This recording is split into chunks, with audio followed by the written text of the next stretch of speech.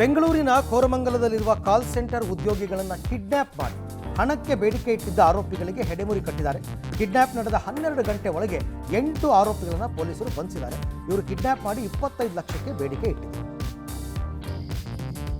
ಬೆಂಗಳೂರಿನ ಜೈಲಿನಲ್ಲಿ ರಾಜಾತಿಥ್ಯ video leak ಆಗಿತ್ತು. ಇದೇ ವಿಚಾರವಾಗಿ ಧನ್ವೀರ್ನನ್ನ ವಿಚಾರಣೆಗೆ ಒಳಪಡಿಸಲಾಗಿತ್ತು. ವಿಚಾರಣೆ ವೇಳೆ ನಾನು ಶೇರ್ ಮಾಡಿಲ್ಲ ಅಂತ ಅವ್ರು ಹೇಳ್ಕೊಂಡಿದ್ದಾರಂತೆ. ಆದರೆ ಈ ವಿಡಿಯೋದಲ್ಲಿ ಡ್ಯಾನ್ಸ್ ಮಾಡಿದ್ದ ನಟೋರಿಯಸ್ ರೌಡಿ ಶೀಟರ್ ಮಂಜುನಾಥ್ ಮೇಲೆ ಕಣ್ಣು ಬಿದ್ದಿದ್ದು ವಿಚಾರಣೆಯನ್ನು ನಡೆಸಿದ್ದಾರೆ ಪೊಲೀಸರು. ಬೆಳಗಾವಿಯಲ್ಲಿ ಭಾರತೀಯ ಸೇನಾ ಭರ್ತಿ ರ್ಯಾಲಿ ಯಶಸ್ವಿಯಾಗಿ ನಡೀತಾ ಇದೆ.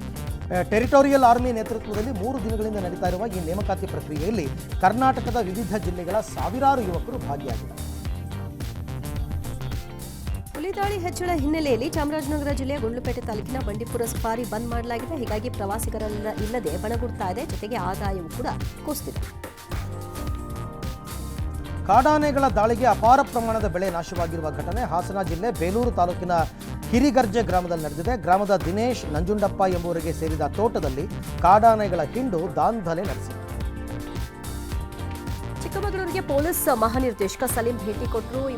ಇದೇ 26ರಿಂದ ಡಿಸೆಂಬರ್ 4ರವರೆಗೆ ದತ್ತ ಜಯಂತಿ ನಡೆಯುತ್ತೆ. ಹೀಗಾಗಿ ಬಂದೋಬಸ್ತ್ ಆಲಿಸಿದ್ದಾರೆ.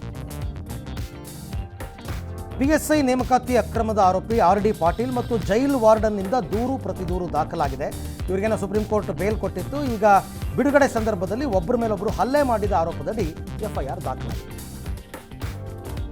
ಮದುವೆಯಾಗಿ 3 ಮಕ್ಕಳಿರುವ ಪುರುಷನೊಂದಿಗೆ ಯುವತಿ ಪರಾರಿಯಾಗಿದ್ದಾಳೆ ಅನ್ನೋದು ಆರೋಪ. ಆದರೆ ಪಕ್ಕದ ಮನೆಯ ಸುರೇಶೇ ಕಿಡ್ನಾಪ್ ಮಾಡಿದ್ದಾನೆ ಅಂತ ಯುವತಿಯ ಪೋಷಕರು ದೂರನ್ನ ಕೊಟ್ಟಿದ್ದಾರೆ.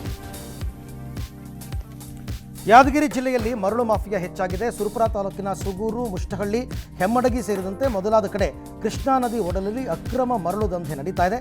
ಅಕ್ರಮ ಮರಳು ದಂಧೆಕೋರರಿಗೆ ಅಧಿಕಾರಿಗಳು ಸಾಥ್ ನೀಡಿದ ಆರೋಪ ಕೇಳಿಬರ್ತಾ ಇದೆ. ಕೂಲಿ ಕೆಲಸಕ್ಕೆ ಬಂದ ಅಸ್ಸಾಂ ಕೂಲಿ ಕಾರ್ಮಿಕರು ತೋಟದ ಮಾಲೀಕನ ಮೇಲೆ ದರ್ಪ ಮೆರೆದಿರುವಂತಹ ಘಟನೆ ಮೈಸೂರು ಜಿಲ್ಲೆಯ ಪ್ರಿಯಾಪಟ್ಟಣ ತಾಲೂಕಿನ ಬೈಲುಕುಪ್ಪ ಪೊಲೀಸ್ ಠಾಣಾ ವ್ಯಾಪ್ತಿಯಲ್ಲಿ ನಡೆದಿದೆ. ಮಹಿಳೆಗೆ 400, ಪುರುಷರಿಗೆ 500 ರೂಪಾಯಿ ಕೊಟ್ಟಿದ್ರಂತೆ. ಇದನ್ನ ಹೆಚ್ಚು ಮಾಡಬೇಕು ಅಂತ ಡಿಮಾಂಡ್ ಆಗಿ ಜಗಳ ಆಗಿದೆ.